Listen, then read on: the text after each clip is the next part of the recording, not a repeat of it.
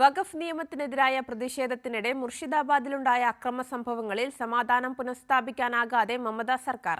നിലവിലെ സാഹചര്യം കണക്കിലെടുത്ത ഗവർണർ ആനന്ദ ബോസ് സംഭവസ്ഥലം സന്ദർശിക്കരുതെന്ന് മമത ആവശ്യപ്പെട്ടു.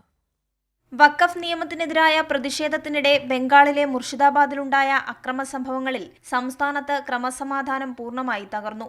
വിവിധയിടങ്ങളിൽ ഇപ്പോഴും സംഘർഷം തുടരുന്നതിനിടെ രാഷ്ട്രീയ നേട്ടമുണ്ടാക്കാനാണ് BJPയുടെയും തൃണമൂൽ കോൺഗ്രസിന്റെയും ശ്രമം. അതേസമയം ഗവർണർ CV ആനന്ദബോസ് മുർഷിദാബാദിലെ അക്രമബാധിത മേഖലകൾ സന്ദർശിക്കുമെന്നും സ്ഥിതിഗതികൾ വിലയിരുത്തുമെന്നും വ്യക്തമാക്കിയിരുന്നു. നിലവിലെ സാഹചര്യം കണക്കിലെടുത്ത് സന്ദർശനം ഒഴിവാക്കണമെന്ന് മുഖ്യമന്ത്രി മമതാ ബാനർജി ആവശ്യപ്പെട്ടു. അക്രമ സംഭവങ്ങൾ അന്വേഷിക്കാൻ പ്രത്യേക അന്വേഷണ സംഘത്തെ നിയോഗിച്ചിട്ടുണ്ട്. ഇരകൾക്ക് സംസ്ഥാന സർക്കാർ വീടുകൾ വെച്ച് നൽകുമെന്നും ജനങ്ങളുടെ ആത്മവിശ്വാസം വീണ്ടെടുക്കാനാണ് ഭരണകൂടം ശ്രമിക്കുന്നതെന്നും മമതാ ബാനർജി പറഞ്ഞു. അതേസമയം സംഭവത്തിൽ കേന്ദ്ര സർക്കാരിനെതിരെ ഗുരുതര ആരോപണങ്ങളാണ് മമത ഉയർത്തിയത്. BSFും കേന്ദ്ര സർക്കാരും സംസ്ഥാനത്ത് അക്രമികളെ പ്രവേശിപ്പിക്കാൻ ഗൂഢാലോചന നടത്തുകയാണെന്ന് മമത ആരോപിച്ചു.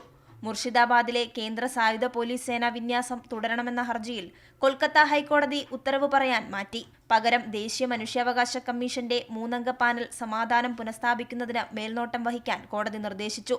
മുർഷിദാബാദ് ആക്രമണത്തിൽ NIA അന്വേഷണം ആവശ്യപ്പെട്ട് ബംഗാൾ പ്രതിപക്ഷ നേതാവ് നൽകിയ ഹർജിയിലായിരുന്നു കോടതിയുടെ നിർദ്ദേശം.